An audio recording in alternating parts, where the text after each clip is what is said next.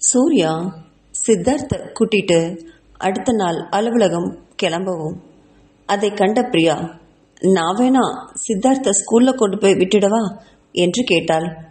அவளை திரும்பி பார்த்து முறைச்ச சூர்யா, ஒன்றும் தேவையில்லை, உன்னோட உறவை என்னோட நிறுத்திக்கோ, என் பையன் வரைக்கும் கொண்டு வராது. உனக்கு தேவையெல்லாம் பணம் தானே, அதான் தினமும் உனக்கு 1,00,000 கொடுக்குறேன்னு சொல்லிட்டேனே. அந்த பணத்தோட நம்ம உறவை நிறுத்திக்கிறது தான் நம்ம 2 பேருக்கும் நல்லது. என் பையன் விஷயத்துல நீ எந்த காரணத்தை கொண்டும் தலையிடவே கூடாதுன்னு கடுமையா எச்சரிச்சபடி சித்தார்த்த பள்ளியில விட்டுட்டு அலுவலகத்துக்கு கிளம்பினான் சூர்யா. அவன் போற வரைக்கும் காத்திருந்தவ மடமடன்னு அடுத்த வேலைகள்ல இறங்கினான். வீட்டில் வேலை செய்யற வேலைக்கார பெண்ணிடம் தான் மருத்துவமனைக்கு தன்னோட அம்மாவை பார்த்துட்டு வர்றதா சொன்னான். பிறகு அந்த காசியோட நம்பருக்கே கூப்பிட்டு, மாமா பணம் ரெடி ஆயிடுச்சு, உங்களை நான் எங்கே வந்து பார்க்கணும் என்று கேட்டாள். காசிக்கு ரொம்ப ஆச்சரியமா இருந்தது. என்னவோ பணமே இல்லைன்னு நேற்று அவ்வளோ சீன் போட்ட, இப்போ எங்கேருந்து வந்துச்சு உனக்கு இவ்வளோ பணம்? அப்போ பணத்தை வச்சுக்கிட்டே தான் என்கிட்ட இல்லைன்னு சொல்லி டிராமா போட்ட இல்லையா என்று கேட்டான். மாமா அதெல்லாம் இல்லை, அப்படியெல்லாம் பேசாதீங்க, உங்களுக்கு தேவையில்லாத விஷயம் இதெல்லாம். நீங்கள் கேட்டது 1,00,000 ரூபா பணம், அதை நான் ரெடி பண்ணிட்டேன், எங்கே வந்து கொடுக்கணும்னு சொல்லுங்க, கொடுக்குறேன். என் குழந்தையோட உண்மையான விஷயம் என்னன்னு என்கிட்ட சொல்லணும் நீங்க என்று கேட்டாள். அதை கேட்டதும் காசிக்கு கொஞ்சம் கோவம் வந்தாலும், இப்போதைக்கு பணம் தானே முக்கியம் அப்படின்னு நினைச்சுவேன். சரி சரி, நான் சொல்ற பார்க்குக்கு உடனே பணத்தை எடுத்துட்டு வா என்றபடி பார்க்கோட பெயரை சொல்லி போனை வச்சான். அடுத்த வினாடி மடமடன்னு வேலைக்கார அம்மா கிட்ட சொல்லிட்டு ஒரு ஆட்டோவை பிடிச்சிட்டு காசி சொன்ன பார்க்குக்கு போய் இறங்கினா பிரியா. அங்க காசியை தேனவ அவன் காணாத அங்க இருக்கிற ஒரு மர பெஞ்சில் உட்கார்ந்தா.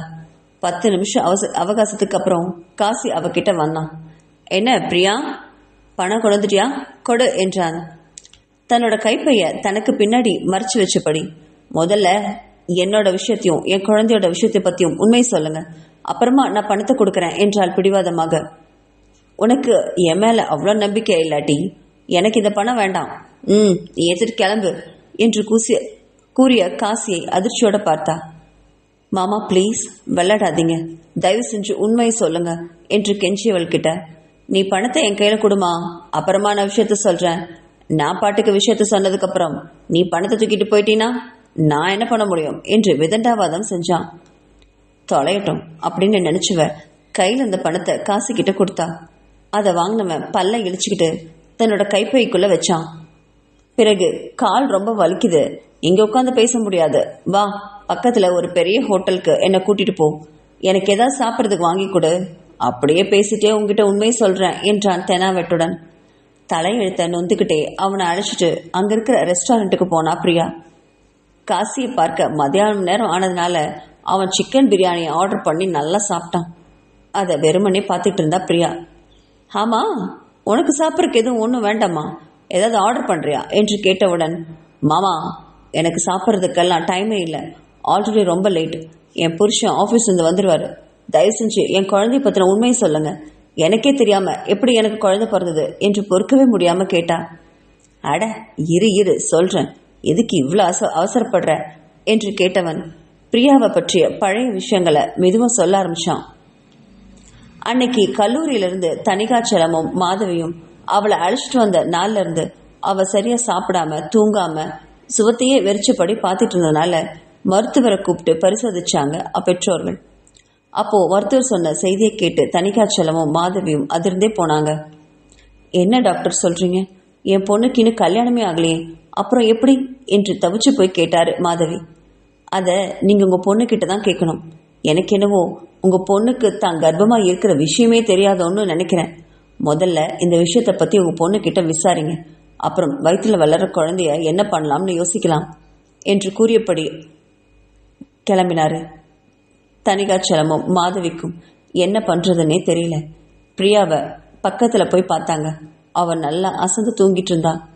தனிகாச்சலத்திற்கு தன் மானம் கௌரவம் எல்லாமே போயிட்டு தான் நினைச்சாரு.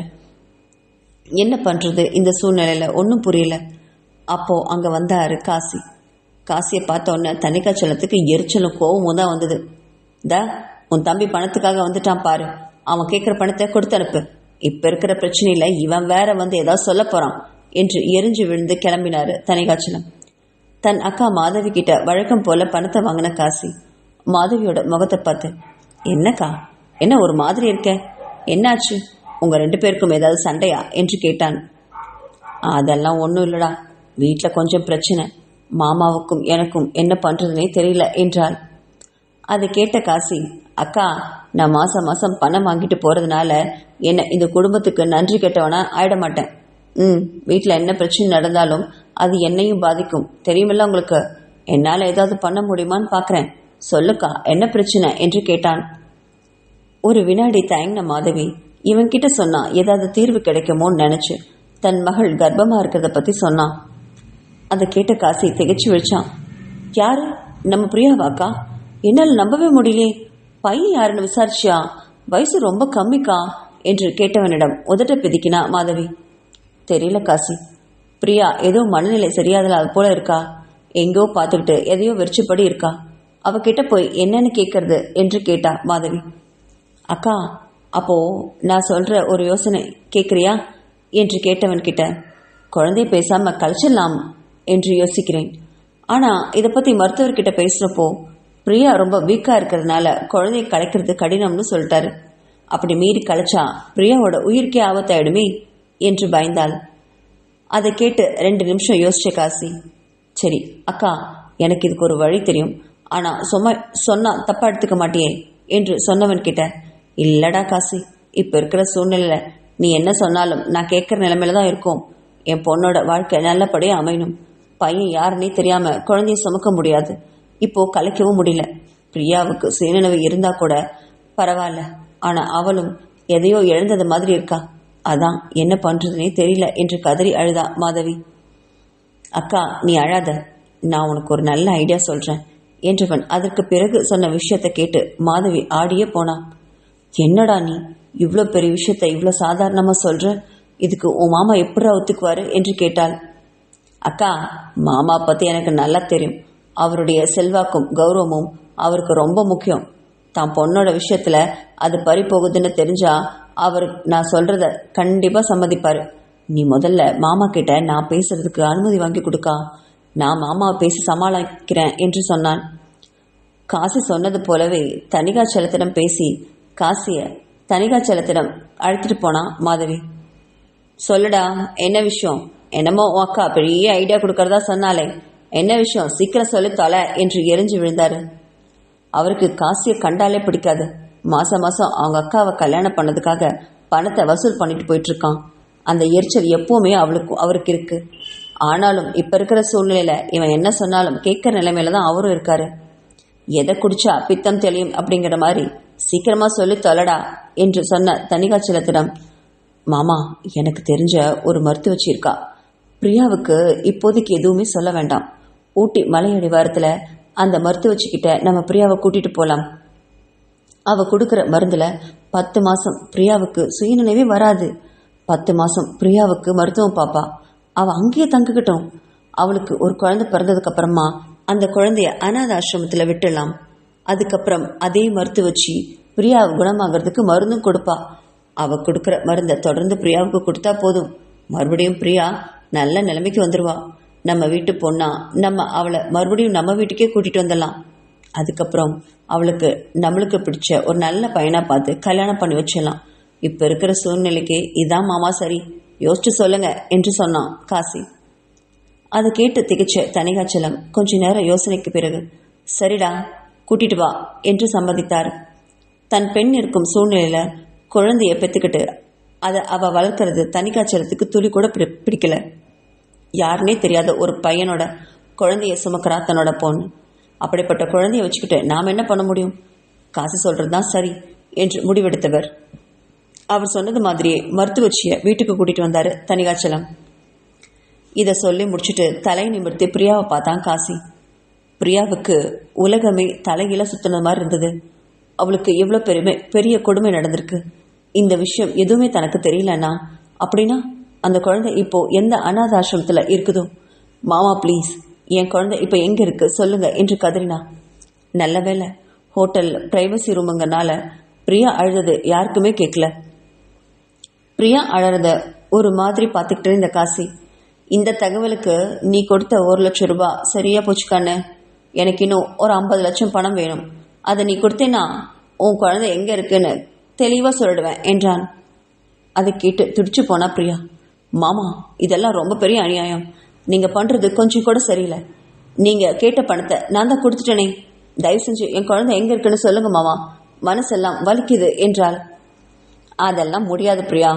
ஒரு நாள்ல உன்னால 1,00,000 புரட்ட முடியுதுன்னா உன்னால 50 லட்சத்தையும் சீக்கிரமா ரெடி பண்ணி தர முடியும். ஒரு நாள் 5 நாள் வேணா டைம் எடுத்துக்கோ. 50 லட்சத்தையும் கொண்டு வா. இல்ல டைம் பத்தலையா 10 நாள் கூட எடுத்துக்கோ. எனக்கு அதை பத்தி எல்லாம் கவலையே இல்லை. 50 லட்சம் பணம் கொடுத்தா உன் குழந்தைய பத்தி மேற்கொண்டு நான் தகவலை சொல்றேன் என்று சொன்னபடி தட்டுல கை கழுவிட்டு பில்லை கட்டிடு. நம்ம 50 லட்சம் ரெடி ஆனதுக்கு அப்புறம் போன் பண்ணு, நான் வரேன் என்றபடி துண்டை தூக்கி தோல்ல போட்டுட்டு கிளம்பினாரு காசி. அவர் போவதையே வெறுமனே பார்த்துட்டு இருந்தா பிரியா. இன்னும் 50 லட்சமா? இப்போ என்ன பண்றது அவ்வளவு பணத்துக்குன்னு நொறுங்கி போய் உட்கார்ந்தா பிரியா. பூஞ்சோலை கிராமத்துக்கு நிலாவை கூட்டிட்டு போனான் ஷியாம்.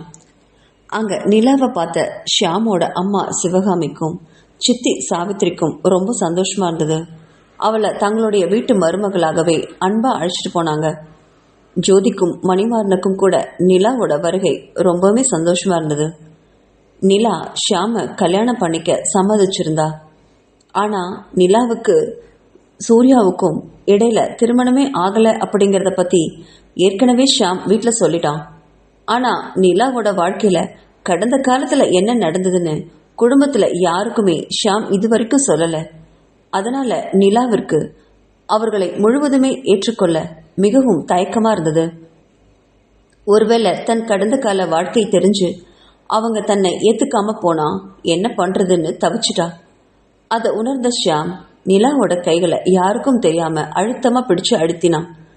இங்க பாரு என்று அவள் காதருகில் குனிந்தவன், இதோ பாரு நிலா, நீ எதை பத்தியும் கவலைப்படாத. நான் அம்மா கிட்ட பேசுறேன். இன்னைக்கு சூர்யா விருப்பமே இல்லாத பிரியா கழுத்துல தாலி கட்டினதும் அதை கழட்டி கொடுத்துட்டு வா, என் பையனுக்கு உன்னை கல்யாணம் பண்ணி வைக்கிறேன்னு சொன்னது என்னோட அம்மா. அப்படிப்பட்டவள் உன் கடந்த கால வாழ்க்கையை பத்தி தெரிஞ்சா உன்னை வெறுத்துற மாட்டாங்க, பயப்படாத என்று ஆறுதல் சொன்னான். அந்த வார்த்தையில கொஞ்சம் நிம்மதி அடைஞ்சா நிலா. அவளை வீட்டுக்கு அழைச்சிட்டு வந்த சாவித்திரியும் சிவகாமியும் நேரா பூஜை அறைக்குள்ள அழைச்சிட்டு போனாங்க. அங்க போன நிலா அங்க இருக்கிற போட்டோவையெல்லாம் பார்த்து ஒரு இடத்துல தன்னோட பார்வையை பதிச்சவன் அதிர்ச்சியில உறைந்தே போனான். காரணம், அந்த பூஜை அறையில ஒரு ஓரமா ஒரு புகைப்படம் மாட்டப்பட்டிருந்தது. அந்த புகைப்படத்துல இருந்தவன் அவளை ஏமாத்தின அதே காதலன். கீழே குருநாத் தோற்றம் மறைவுன்னு எழுதியிருந்தது. அதை பார்த்த நிலாவிற்கு தலையை சுத்துச்சு. அப்படின்னா அவன் இறந்துட்டானா என்று நினைத்த மறு வினாடியை மயங்கி கீழே விழப்போனா. உடனே பக்கத்துல இருந்த ஷியாம் அவளை தாங்கி பிடிச்சு அங்கிருந்த சோஃபாவில் போய் உட்கார அமைச்சான். அதை கண்ட சாவித்திரியும் சிவகாமியும் பதறி போய் ராஜி கிட்ட தண்ணி கொண்டு வர சொன்னாங்க. அவள் முகத்துல தண்ணீரை தெளிச்சு அவளை எழுப்பி விட்டாங்க. என்னாச்சு நிலா, காலையிலிருந்து ஏதாவது சாப்பிட்டியா இல்லையா என்று சிவகாமி தன் மகனை பார்த்து கூட திட்டினாரு.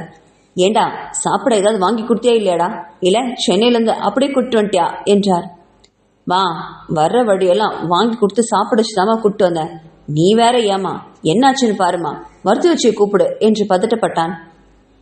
உடனே சாவித்திரி தன் பையன் குருமாறனை அழைச்சு மருத்துவச்சியை அழைச்சிட்டு வர சொன்னான். அதுக்குள்ள மயக்கம் தெளிஞ்ச நிலா அந்த புகைப்படத்துல யார் அது என்று தயங்கி கேட்டா. அதை கேட்ட சாவித்திரியோட முகம் கூம்பி போச்சு. அவன் என்னோட பையன் குருநாத் தாம்மா. அவன் ஒரு விபத்துல இறந்து போயிட்டான். ஏன், என்னாச்சு? அவனை உனக்கு முன்னாடியே தெரியுமா என்று கேட்டாள். சாவித்திரி அதை கேட்டதும் திடுக்கிட்டு விழிச்சா நிலா. ஷியாமுக்கு அவள் விழிக்கிறத பார்த்து சந்தேகம் வந்துச்சு. ஒருவேளை அவனா இருக்குமோ என்று நினைச்சவன் நிலாவோட தோள்களை பற்றி அழுத்தமா பிடிச்சான். இப்போதைக்கு எதுவும் சொல்லாத என்று தலையை மறுப்பா ஆட்டினான். அதை உணர்ந்த நிலா, இல்ல அத்த, ஒன்றும் இல்லை, திடீர்னு சாமி படத்துக்கு முன்னாடி இறந்தவர் புகைப்படத்தை பார்த்ததும் ஒரு மாதிரி மயக்கம் வந்துருச்சு, அவ்வளவுதான் என்று சொல்லி சமாளிச்சா. ஹோ அப்படியா என்று சொன்ன சிவகாமி சாவித்திரி பார்த்து திட்டினா. ஏய், உனக்கு எவ்வளோ தடவை சொல்லியிருக்கேன், சாமி படத்துக்கு முன்னாடி இருந்தவர் புகைப்படத்தை மாட்டக்கூடாதுன்னு. சொன்னா கேட்கறதே இல்லையாடி நீ என்று திட்டினவர் ஷியாமை திரும்பி பார்த்து, ஷியாம், முதல்ல அண்ணா போட்டோவை அங்கிருந்து வெளியில் எடுத்து ஹாலில் மாட்டு, அது சாமி ரூம்ல வேண்டாம் என்றார். சரிதாம்மா என்றவள் சாமி ரூமுக்கு போயிட்டு அவன் அண்ணன் குருநாத்தோட புகைப்படத்தை கழட்டினான் ஷியாம். அதை தூக்கிட்டு வெளியில வந்தவன் நிலாவோட முகத்தை பார்த்தான். ஹாலில் மாட்டுறதும் நிலாவுக்கு பிரச்சனை ஆயிடும், அவ ரொம்ப கஷ்டப்படுவான்னு நினைச்சவன், அம்மா இது என்னோட ரூம்லயே மாட்டிக்கிறேன், அண்ணனை நான் ரொம்ப மிஸ் பண்றேன் என்று சொன்னவாறு தன்னோட படுக்கை அறைக்கு எடுத்து சென்றான். நிலா ஓரளவு சமாதானமானதும் அவளை அழைச்சிட்டு போய் அவளுக்குன்னு ஒதுக்கப்பட்ட அறையில அவளை விட்டாங்க. நீ முதல்ல படுத்து கொஞ்சம் நல்லா தூங்கி எந்திரிமா, எதுவா இருந்தாலும் நம்ம சாயங்காலமா பேசிக்கலாம் என்று சிவகாமி சொல்ல, மௌனமா தலையாட்டி விட்டு கதவை சாத்தின நிலாவுக்கு அழுகை தாங்கவே முடியாம வந்தது. அப்படின்னா குருநாத் இறந்துட்டானா? எப்ப இருந்தான்? தோற்றம் மறைவுன்னு அந்த புகைப்படத்துல எழுதியிருந்ததே, அந்த தேதியை பார்த்தா ஒருவேளை நம்மளுக்கு உண்மை புரிஞ்சிடும். ஒருவேளை தான் கர்ப்பமா இருக்கும்பொழுதே அவன் இறந்துட்டானா என்று நினைச்சு பதறி போனவ அறையை விட்டு வேகமா வெளியே வந்து ஷியாம் ரொம்ப தட்டினான். யார் இப்படி அவசரமா கதவை தட்டுறதுன்னு மனசுல நினைச்சுக்கிட்டே கதவை திறந்தவன் அங்க நிலா நிக்கிறத பார்த்து அதிர்ச்சி அடைஞ்சான். என்ன நிலா, என்னாச்சு? உன்னதான் அம்மா ரெஸ்ட் எடுக்க சொன்னாங்கல்ல, ரெஸ்ட் எடுக்காம இங்க என்ன பண்ற என்று கேட்க, எதுவும் பேசாம ஷியாம உள்ள தள்ளிக்கிட்டு போய் கதவை சாத்தினான். அந்த போட்டோ எங்கே ஷியாம், நான் பார்க்கணுமே என்று தவிச்சு போய் கேட்டா. அவளை கூர்மையா பார்த்தபடி, தோ அங்கதான் மாட்டிருக்கேன் பாரு என்று காட்டினான். அந்த புகைப்படத்தை நோக்கி ஓடினான் நிலா. அதுல தோற்றம் மறைவு தேதியை பார்த்தா. தன்னை கல்லூரியில இருந்து பிரிஞ்ச அந்த வருடம்தான். அப்படின்னா அவன் தன்னை தேடி வராததுக்கு காரணம் அவன் இந்த உலகத்தை விட்டே மறைஞ்சதுதானா? அதனால தான் அவன் என்னை தேடி வரலையா? இவனை தப்பா இத்தனை வருஷம் புரிஞ்சுக்கிட்டமே என்று நினைச்சவ அந்த புகைப்படத்தை கையில வச்சு கதறி அழுதா. என்னை மன்னிச்சிடு குருநாத், நான் உன்னை இத்தனை வருஷமா தப்பா நினைச்சிட்டேன். என்னை ஏமாத்தினதா உன்னை கண்டபடி ஏசிட்டேன். அதனாலதான் நீ இந்த உலகத்தை விட்டே போயிட்ட என்று இப்பதான் புரிஞ்சுது. என்னை மன்னிச்சிடு என்று கதறினான். ஷியாம் அதை பார்த்துக்கிட்டே நின்னான். அவனுக்கு இப்போ நல்லாவே புரிஞ்சுது, நிலா காதலிச்சது தன்னோட அண்ணனை தான். அதை புரிஞ்சவனுக்கு மனசுல வேதனை பொங்கியது. ஆனாலும் அவனுக்குள்ள ஒரு பழைய நினைவுகள் பொக்கிஷமா இருந்தது. குருநாத்தும் ஷியாமும் அண்ணன் தம்பியா இருந்தாலுமே அவங்க எப்பவுமே நட்பாதான் பழகினாங்க. குருநாத் இறந்த அந்த நாள் ஷியாமின் கண் முன்னாடி பறந்து விரிஞ்சுது. ஷியாமுக்கு கிராமத்துல வாழ்றதே பிடிக்காது. அவனுக்கு சிட்டியில செட்டில் ஆகணும் தான் ரொம்ப ஆசை, குறிக்கோள். ஆனா தன் அம்மா சிவகாமி அதுக்கு ஒப்புக்கவே இல்லை. குருநாத் தான் தன் அம்மா கிட்ட பேசி அவனை மும்பை கல்லூரியில சேர்த்து விட்டான். அதுக்கப்புறம் குருநாத் சென்னையில ஒரு பெரிய கல்லூரியில இன்ஜினியரிங் படிச்சுட்டு இருந்தான். ஒவ்வொரு வருஷமும் கல்லூரி விடுமுறைக்கு வரும்பொழுது குருநாத்தும் ஷியாமும் பூஞ்சோலை கிராமத்துக்கே வந்துடுவாங்க. அப்படி வரும்போது பொழுதுபோக்கெல்லாமே ஷியாமும் குருநாத்தும் ரொம்ப சந்தோஷமா அந்த கிராமத்துல இருக்கிற அழகை ரசிச்சுட்டு நட்பா பழகி வந்தாங்க. அவங்க 2 பேரும் அண்ணன் தம்பின்னா யாரும் நம்பவே மாட்டாங்க. சித்தி சாவித்திரியும் ஷியாம தன் அக்கா மகன்னு கூட பார்க்காம அழகா வளர்த்தினாரு. இப்படி சந்தோஷமா நாட்கள் போயிட்டு இருக்க எப்பவும் போல விடுமுறைக்கு வந்த குருநாத் பூஞ்சாலை கிராமத்துக்கு வந்தான். அப்போ ஷியாமும் ஊருக்கு வர 2 பேரும் பக்கத்து டவுனுக்கு சினிமா பார்க்க பைக்ல போனாங்க. திரும்பி வரும்போது இரவு ரொம்ப நேரம் ஆயிடுச்சு. அது மட்டும் இல்லாம ஷியாம் ரொம்பவுமே குடிச்சிருந்ததுனால வண்டியை தான் ஓட்டுறதா சொல்லி ஷியாம் கிட்ட இருந்து பைக்கை வாங்கினான் குருநாத். குருநாத்துக்கு பைக் அவ்வளோ தெளிவா ஓட்ட தெரியாது. ஆனாலும் தன்னோட நிலைமை சரியில்லைன்னு உணர்ந்த ஷியாம், மெதுவா ஓட்டு குருநாத், ஃபாஸ்டா ஓட்டாத, இந்த ரூட்ல நிறைய லாரி எல்லாம் வரும், தயவு செஞ்சு பார்த்து ஓட்டு என்று எச்சரித்தபடிதான் பைக்கையே கொடுத்தான். அவனும் மெதுவா தான் ஓட்டினான். ஆனா விதி யாரை விட்டது? எங்கிருந்தோ வந்த லாரி அவங்க பைக்கு மேல மோத பின்னாடி இருந்த ஷியாம் தூக்கி எறியப்பட்டு உயிர் பிழைச்சான். ஆனா குருநாத் லாரி கடையில உடல் சிதறி கிடந்தான். ஷியாம் மருத்துவமனையிலிருந்து வரும்பொழுது குருநாத் புகைப்படமா வீட்டுல தொங்கிக்கிட்டு இருந்தான். அந்த சம்பவத்தில் உடைஞ்சு போன குடும்பம் மீண்டு எழ பல வருடங்கள் ஆயிடுச்சு. குருநாத் தங்கிட்ட எதையுமே மறைக்க மாட்டான். எப்பொழுதோ ஒரு நாள் அவன் அலைபேசியில பேசும்பொழுது தான் ஒரு பொண்ணை காதலிக்கிறதாவும் அவளைதான் கல்யாணம் பண்ணிக்க போறதாவும் சொன்னான். அந்த பெண் இந்த நிலாதான்னு தெரிஞ்சப்போ ஷியாமுக்கு ஒரு வகையில நிம்மதி அடைஞ்சது. குருநாத் இறந்த பொழுது எத்தனையோ முறை அந்த பெண்ணை பற்றி நினச்சிருக்கான். யார் அந்த பொண்ணு? அந்த பொண்ணுக்கிட்ட குருநாத் பற்றி சொல்லியே ஆகணுமே. அவளுடைய முகவரி என்ன, அலைபேசி என்ன, எங்கே இருக்கும்னு குருநாத்தோட பெட்டியிலெல்லாம் அலசினான் அப்போ. ஆனால் அவளை பற்றின எந்த தகவலுமே கிடைக்கல. குருநாத்தோட ஃபோன் அன்னைக்கு விபத்து நடந்த போதே சுக்கு நூறாக உடஞ்சி போச்சு. அதை சரி பண்ணவும் முடியல. அதனாலேயே அவனுடைய காதலியை ஷியாமால கண்டுபிடிக்க முடியல. நாளாக குருநாத்தோட காதல் விஷயத்தையே மறந்து போயிட்டான் ஷியாம். இப்போ அதெல்லாம் நினைச்சு பார்த்தப்போ கடவுள் எங்கிருந்தோ தனக்கு ஒரு வகையில நல்லது பண்ணியிருக்காருன்னு தோணுச்சு. தன் அண்ணனை நம்பிய பொண்ணு எவ்வளவு துடிச்சு போயிருப்பா. அவன் வரலையேன்னு எவ்வளவு தவிச்சிருப்பா. இப்போ அதே பொண்ணுக்கு கடவுள் அதே குடும்பத்தில் இருக்கிற ஆணை திருமணம் செய்து வைக்க முயல்கிறார். அப்பாப்பா, கடவுளுடைய கருணையை என்னன்னு சொல்றது என்று நினைச்ச ஷியாமுக்கு கண்கள்ல கண்ணீரே வந்தது. மெதுவா போய் நிலாவை தன் மார்போடு அணைச்சுக்கிட்டான் ஷியாம். காசை கேட்ட 50 லட்சம் பணத்தையே மனசுல நினைச்சிட்டு குழம்பியபடி வீட்டுக்கு வந்து சேர்ந்தா பிரியா. கடிகாரத்துல மணியை பார்த்தப்போ மணி மாலை 3 இருந்தது. ஐயோ, இன்னும் 1 மணி நேரத்துல சித்தார்த்து கூட சூர்யா தூக்கிட்டு வந்துருவானே, இப்போ என்ன பண்றதுன்னு அவசரமா மாலை உணவை சமைச்சா. வேலைக்கார பொண்ணு உதவி செய்ய சமையல் என்னமோ சீக்கிரமாவே முடிஞ்சிருச்சு. மடமடன்னு குளிச்சுட்டு புதிய உடைக்கு மாறினவ சித்தார்த்துக்காகவும் சூர்யாக்காகவும் காத்திருந்தா. சூர்யாவை காதலிச்ச இத்தனை நாட்கள்ல அவ மனசுல இன்பமா அலைமோதுச்சு. அவனை கல்யாணம் பண்ணிக்கணும்னு அன்னைக்கெல்லாம் எவ்வளவு தவிச்சிருந்திருப்பா. ஆனா இப்போ அவனைவே கல்யாணம் பண்ணிக்கிற சூழ்நிலை வந்திருந்தாலும் தனக்கு நிம்மதிங்கிறது சுத்தமாவே இல்லாம போயிடுச்சேன்னு மனசுல நினைச்சு குமைஞ்சா. சித்தார்த்த நினைச்சு அவ மனசு ரொம்ப வேதனைப்பட்டுச்சு. அவன் இப்போதெல்லாம் விளையாடுறதே இல்லை, போனை வச்சுக்கிட்டு தான் இருக்கான். தான்கிட்ட சித்தார்த்த ஒப்படைக்க சொன்னா சூர்யா அதை மறுக்கிறான். அலுவலகத்திலிருந்து வீட்டுக்கு வந்ததுமே சித்தார்த்த தன் அறையிலே வச்சுக்கிறான். அவன் அலுவலக வேலையை பார்க்க சித்தார்த் போனை வச்சுக்கிட்டே உட்கார்ந்துட்டு இருக்கான். அதை நேத்து பார்த்தவளுக்கு பத்திக்கிட்டு வந்தது. ஆனாலும் வேற வழி இல்லாம பொறுத்துக்கிட்டா. இன்னைக்கு எப்படியாவது சூர்யா கிட்ட பேசி சித்தார்த்த வளர்க்கிற பொறுப்பை தான் ஏத்துக்கணும்னு நினைச்சா. ஆனாலுமே அவள் ஒரு மனசுல ஒரு பக்கம் 50 லட்சம் பணத்துக்கு என்ன பண்றதுன்ற குழப்பம் இருந்துகிட்டே தான் இருந்தது. அப்போ சூர்யாவும் சித்தார்த்தும் வீட்டுக்கு வர அவர்களுக்காக போர்ட்டிகோவுக்கே ஓடி போனா பிரியா. ஆனா சூர்யா அவளை திரும்பி கூட பார்க்காம சித்தார்த்த அழைச்சிட்டு போய் எப்பவும் போல தன் அறைக்குள்ள போய் கதவை சாத்தினான். அதை கண்ட பிரியாவுக்கு கோவமும் ஆத்திரமும் ரொம்ப வந்தது. கிச்சனுக்கு போய் சிற்றுண்டியை எடுத்துக்கிட்டு அவனுடைய அறை கதவை தட்டிட்டு உள்ள போனான்.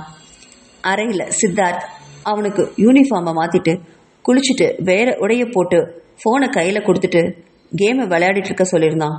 அதை பார்த்து மனசு நொந்தவாரி சூர்யா கிட்ட சிற்றுண்டியை கொடுத்துட்டு வெளியில போனான்.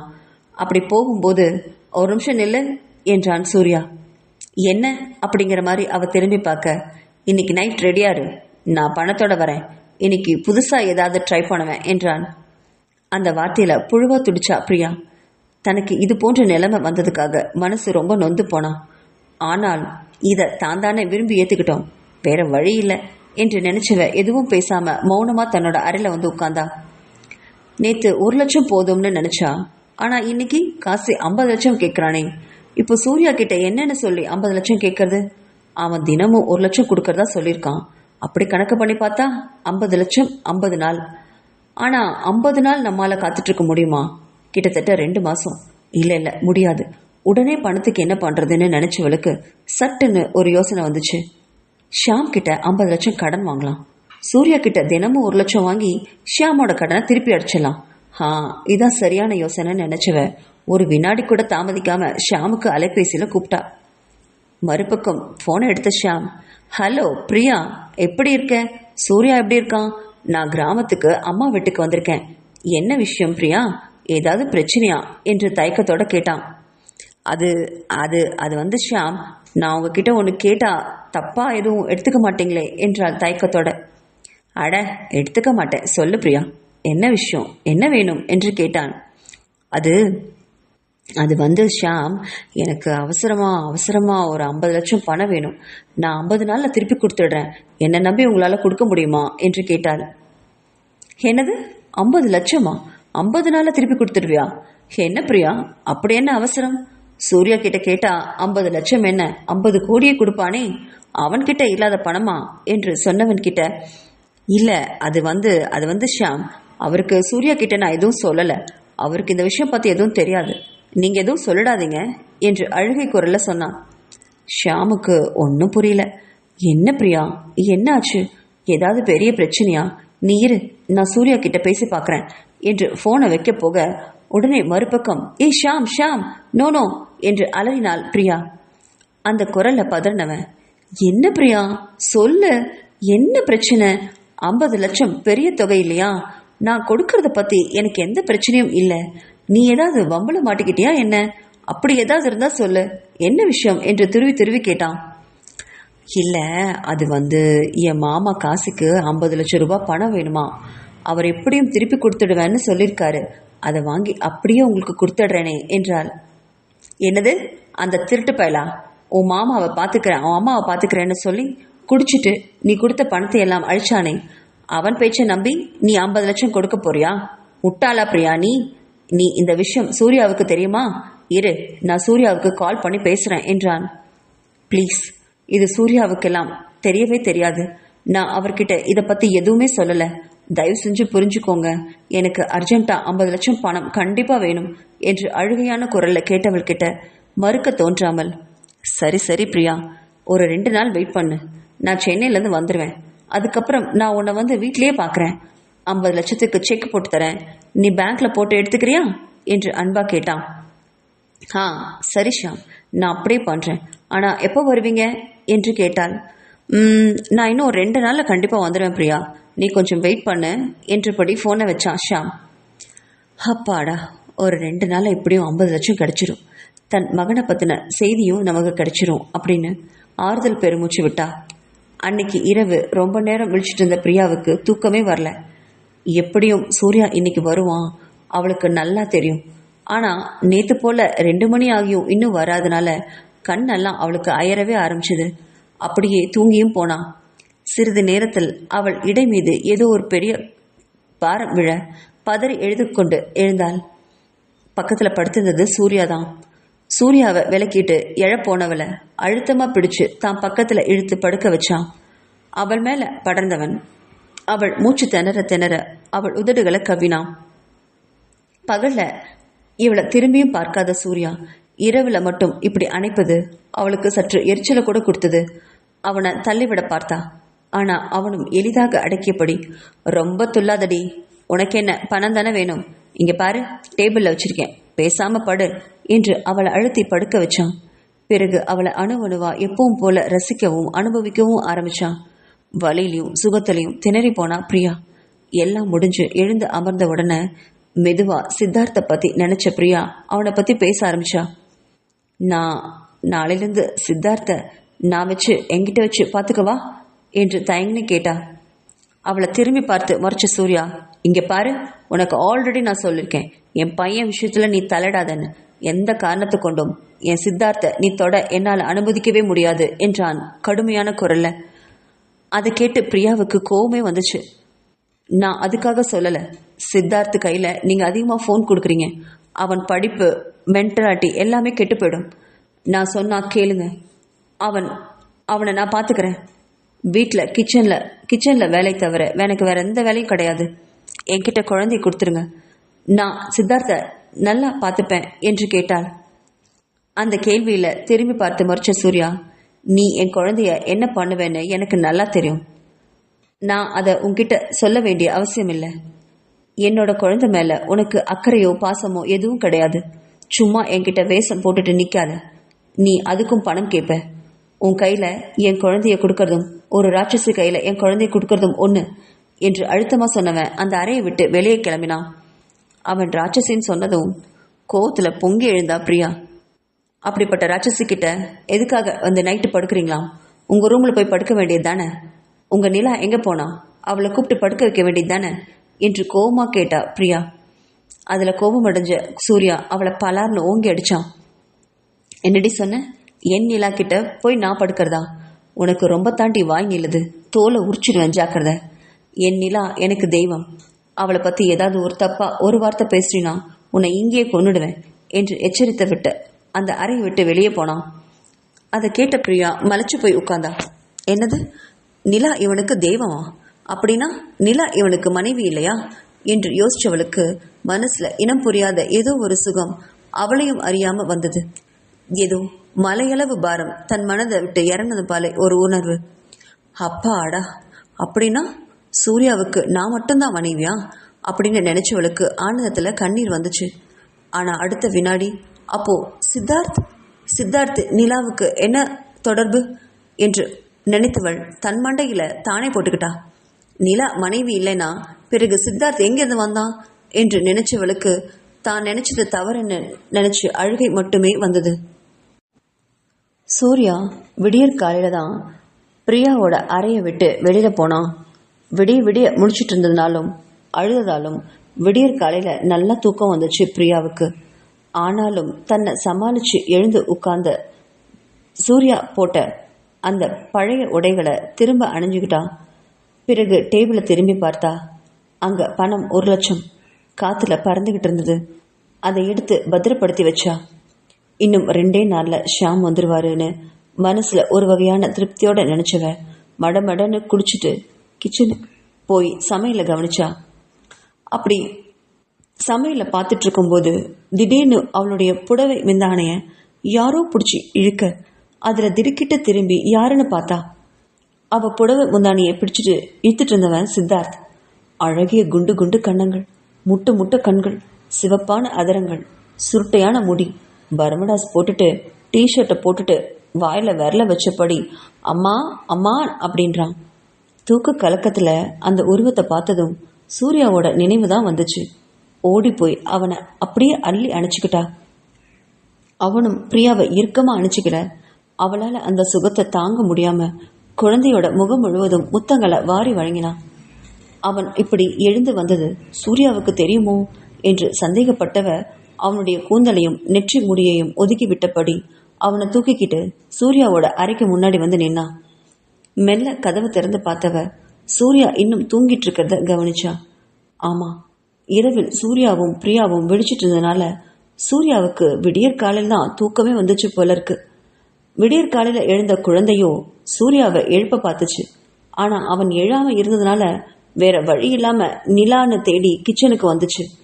அங்கிருந்த பிரியாவை நிலான்னு நினைச்சு புடவை முந்தானே இழுக்க பிரியாவுக்கு அது ஆனந்த அதிர்ச்சியா இருந்தது.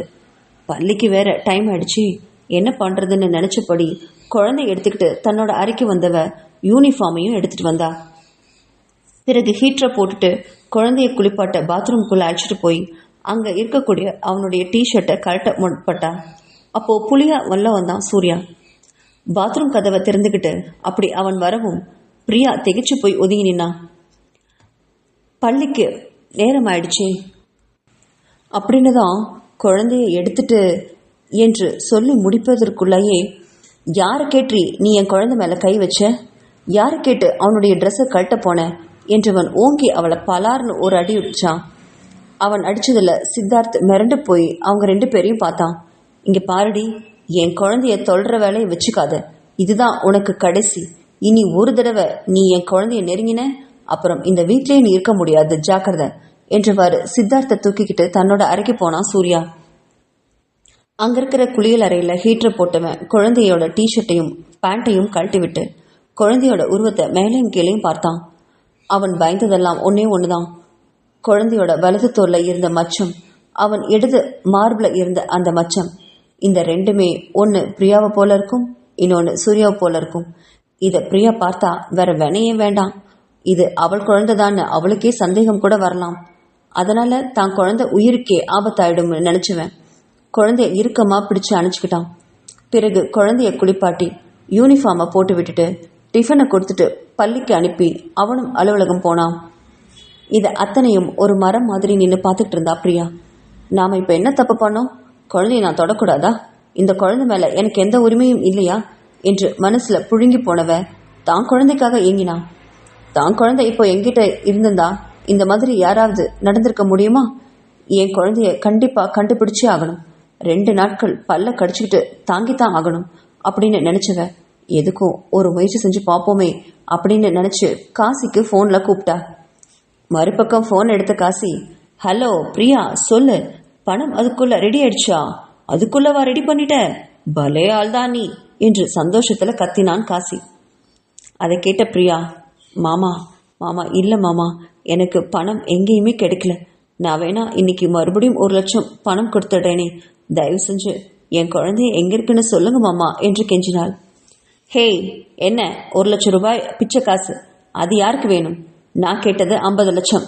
அது இருந்தா பேசு, இல்லாட்டி போனை வை. மனுஷனை சும்மா தொல்லை பண்ணாத என்று போனை வைக்க முயற்சி பண்ணாரு காசி. அப்போ பக்கத்துல எவ்வளவோ ஒரு பொண்ணோட குரல் கேட்டுச்சு. இந்த வயசான காலத்துல இவருக்கு சல்லாபம் வேற என்று நினைச்ச பிரியா அருவருப்போட போனை வச்சா. பிறகு ஷியாமுக்கு மறுபடியும் கூப்பிட்டு பேசினான். ஷியாம், ஏதாவது பண்ண முடியுமா? எனக்கு அர்ஜென்ட்டா பணம் வேணும், கண்டிப்பா ப்ளீஸ் என்று கெஞ்சினான். பிரியாவோட குரலை பயந்தே போனான் ஷியாம்.